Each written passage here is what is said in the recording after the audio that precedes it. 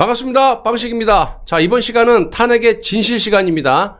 박근혜 대통령의 이 죄목 중에 뇌물수수가 있죠. 솔직히 노무현 탄핵 당시에도 보셨겠지만 헌재에서 기각된 사유 중에 핵심이 바로 뇌물죄가 없으면 대통령을 탄핵시키기 어렵다, 이런 점입니다. 당시 탄핵 세력들은 이런 사실들을 너무나도 잘 알고 있었기 때문에 역대 대통령 중에 골라도 어떻게 박근혜 대통령 같은 청렴한 분을, 역대 대통령 중에 가장 청렴한 분이신 박근혜 대통령을 탄핵시키기 위해 가지고 무조건 뇌물을 받아먹었다라는 혐의를 뒤집어 씌워야만 했던 것이고요. 당시 윤석열 수사사팀장은 이런 점을 고려해서 무리하게 뇌물죄를 엮다 보니까 무려 592억 원의 뇌물을 박근혜 대통령이 받아먹은 것처럼 조작 수사를 하게 된 겁니다.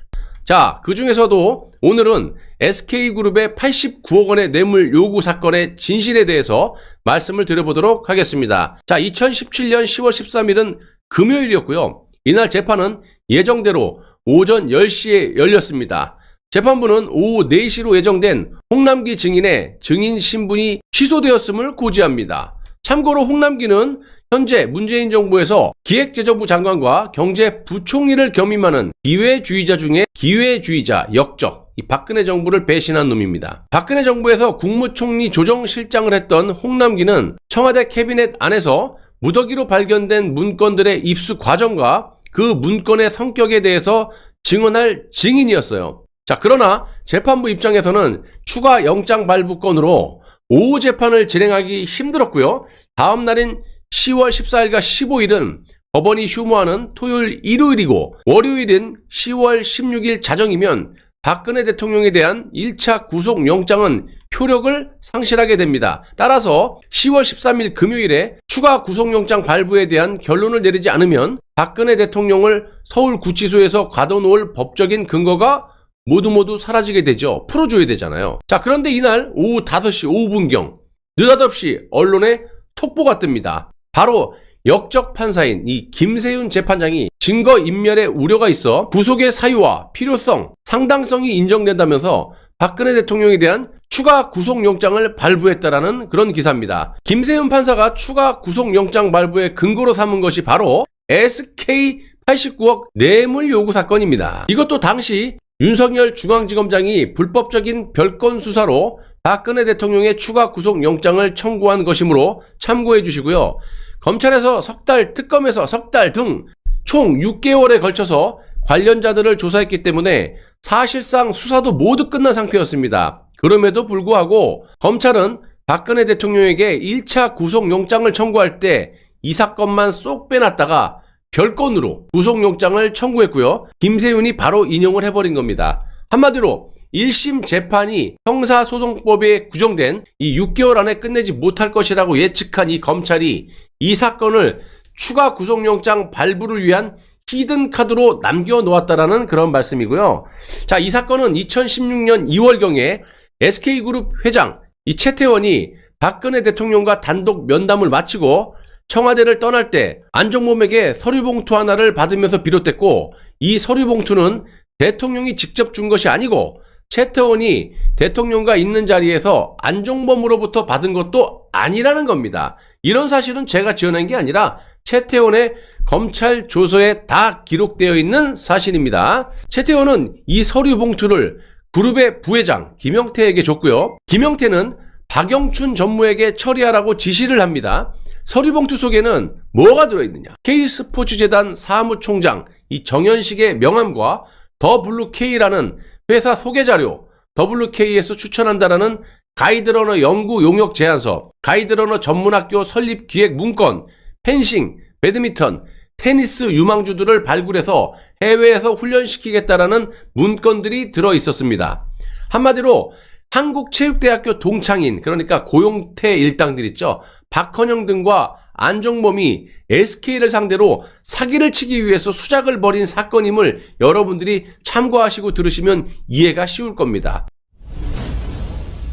자, SK그룹 전무 이 박영춘은 행정고시 출신으로 경제기획원, 국제금융국과 금융감독위원회 구조개혁단 등에서 근무한 이 분야에서 베테랑 중에 베테랑이라고 말씀을 드릴 수가 있는 공무원이고요. 여기서 등장하는 이 박영춘 전무를 주목해서 들어주시면 감사하겠습니다. 이 박영춘 전무는 K스포츠재단에서 보낸 이 자금 요청 자료가 매우 부실하다는 사실을 파악했지만 회장인 이 최태원의 지시다 보니까 K스포츠재단 사무총장 정현식에게 연락을 해가지고 미팅 날짜를 잡았고, 정현식은 K스포츠재단 과장인 이 박헌영을 데리고 SK그룹 본사를 찾아오게 됩니다. 미팅이 시작되자마자 정현식은 사무총장임에도 지가 안 하고 과장인 박헌영에게 설명을 떠넘깁니다. 이유는 간단합니다. 이 사기꾼 박헌영이 사업 제안서를 직접 작성했기 때문이고요. 박헌영은 가이드러너 사업 연구 용역비 4억 원을 WK에 입금해달라, 가이드러너 양성학교 설립비로 36억 원을 지원해달라, 전지훈련비로 각각 100만 유로씩 총 300만 유로, 우리 돈으로 약 40억 원을 SK 해외 법인에서 독일에 있는 비덱 스포츠로 바로 송금해달라고 요구했던 겁니다.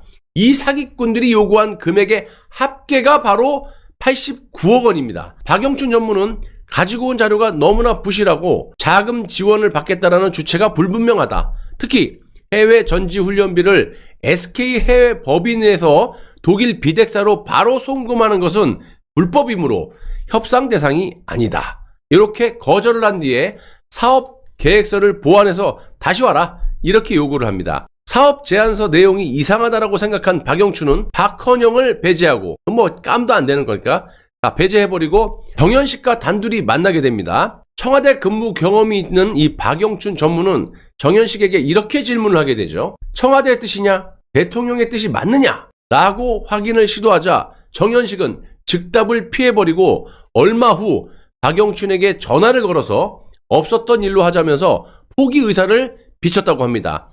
자, 이것이 바로 SK 89억 뇌물 요구 사건의 실체예요.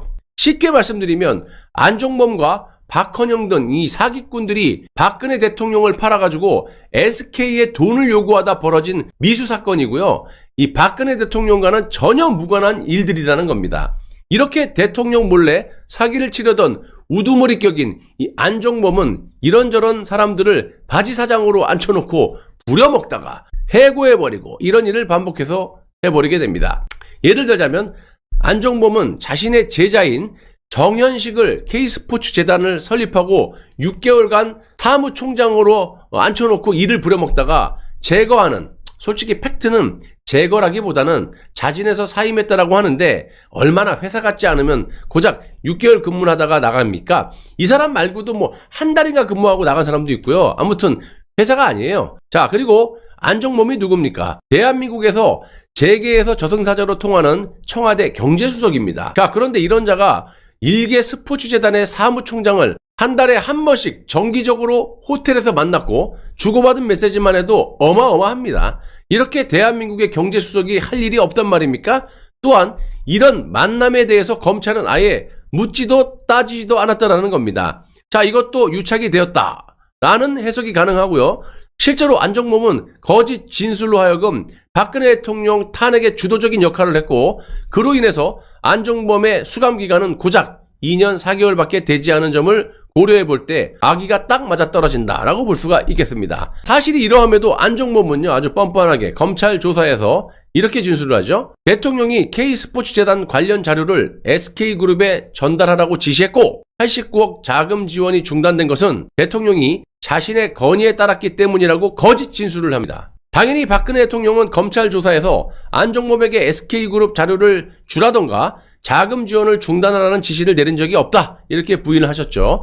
당시 검찰 공소장에는 박근혜 대통령이 최태원에게 가이드러너 사업에 대한 지원을 요구했다, 이렇게 되어 있고요. 대부분 언론도 이런 걸 인용 보도를 해버렸죠. 국민들도 그렇게 알고 있고요. 박영춘 정무는 검찰에 4차례나 조사를 받았지만 진술에 일관성이 있었고 법정에서의 증언도 매우 흔들림이 없었습니다. 결론적으로 SK그룹 89억 원 뇌물 요구 사건은 박근혜 대통령과 아무런 관련성이 없으며 박영춘 전무의 강직한 자세와 지혜로운 처신에 의해서 미수에 그친 그런 사건이라는 것을 여러분들께 밝히는 바입니다.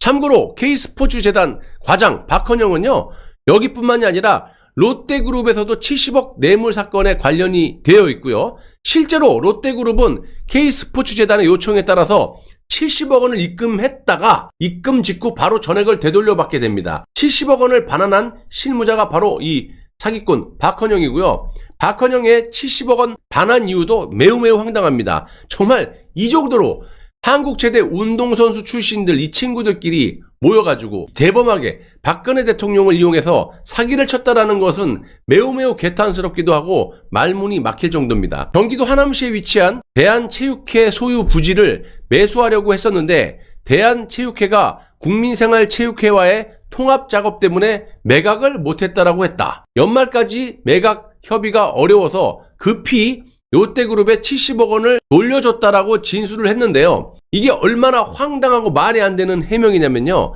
이때 검사가 박헌영에게 이렇게 얘기를 해요. 진술인은 대한체육회 부지 매입 문제를 누구와 협의를 했습니까? 이렇게 물어보니까 이 박헌영의 대답. 담당자가 누군지 기억이 안 나는데요.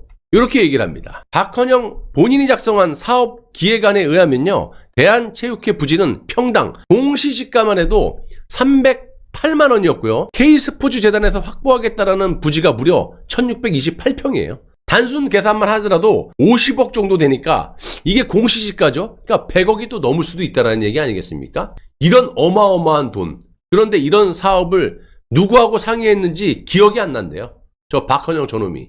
그리고 더 황당한 건 검사가 이런 인간을 더 이상 추궁하지 않았다라는 겁니다. 이게 여러분 탄핵의 진실입니다. 영상 아래 공유 버튼 누르셔서 많은 분들께 알려주시기 바랍니다. 시청해 주셔서 대단히 감사합니다.